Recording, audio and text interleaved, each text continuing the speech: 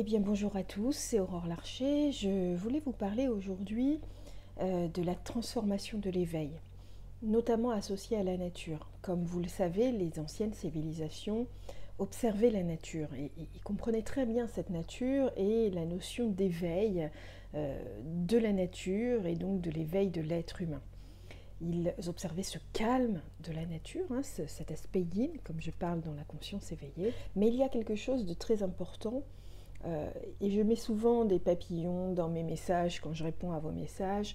C'est parce que le papillon est le symbole de cette transformation. Et ça, vous le savez déjà. Mais au-delà de ça, il y a vraiment quelque chose d'important. Pourquoi ? Parce que vous savez, cette petite chenille, quand elle rentre dans son petit cocon, elle se transforme. Et cette transformation, elle ne se fait pas de manière naturelle en fait. Ce qui se passe, c'est qu'il y a des particules, des molécules qui sont dans le corps de cette chenille, qui vont venir, qui vont naître. Et ces fameuses particules, elles vont grandir. Et en fait, il y a une part de la chenille qui va lutter contre ces particules, contre ces molécules. Et en fait, ces molécules-là, donc qu'elle a créées pour se transformer, qui contiennent les gènes du papillon, vont tellement forcer qu'elles vont tuer les molécules de la chenille. Je vous le fais très simple, parce que les termes scientifiques sont beaucoup plus complexes que ça. Et en fait, du coup, ils vont aller tuer cette chenille pour remplacer ces molécules de la chenille et faire en sorte que les gènes du papillon prennent toute la place. Donc la chenille va mourir. Elle va mourir et le papillon va prendre cette place. Et ça, c'est quand même incroyable parce que ce que j'explique dans la conscience éveillée, c'est bien qu'effectivement, nos anciennes civilisations avaient découvert cette sagesse qu'ils avaient apposée il y a des milliers d'années sur des traces symboliques que l'on retrouve aujourd'hui.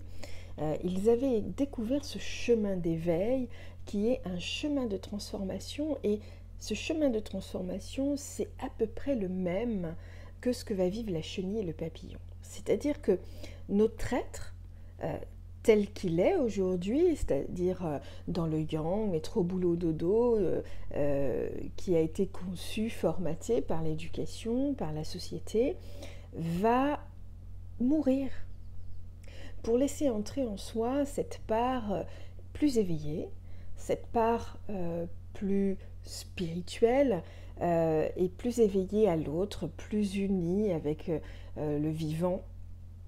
Et en fait, cette part-là va finir par prendre toute la place.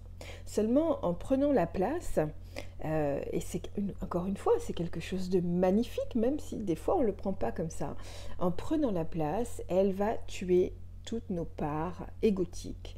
Elle va tuer toutes les parts qui sont liées à notre éducation, à finalement tout ce qu'on n'est pas en fait, qu'on a essayé de nous imposer comme étant nous-mêmes. Ainsi, on va devenir différent, on va prendre notre envol et devenir plus sage.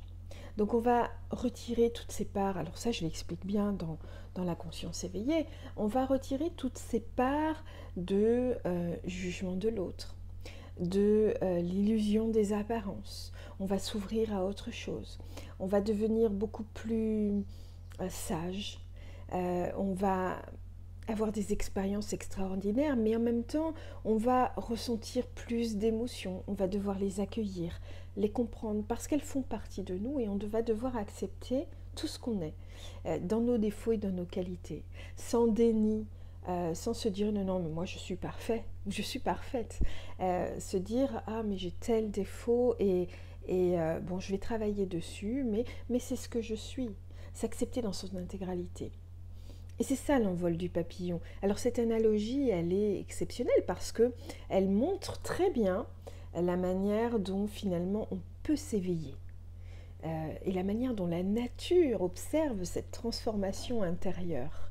Voilà, je voulais vous parler de ça parce que ça fait partie de la conscience éveillée, de ce que j'explique, de ce que les sagesses ancestrales ont voulu nous dire en fait, et notamment avec l'arbre de vie qui est extraordinaire et très complet, l'arbre des séphirotes.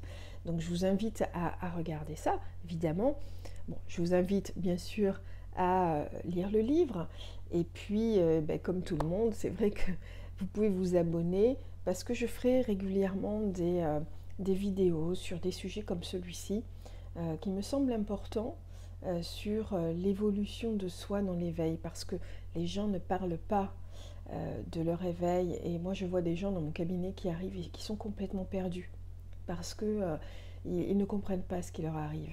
Donc je leur explique que c'est un chemin merveilleux, un chemin qui peut être un peu compliqué des fois, mais un chemin toutefois merveilleux. Voilà, donc à travers tout ça, je vais essayer, dans l'évolution que j'ai eue, celle que j'ai toujours, puisque je suis sur ce parcours, de pouvoir vous aider par des petites clés de transformation ou des clés de la manière dont l'éveil peut évoluer. Voilà, je vous remercie et je vous souhaite une bonne journée.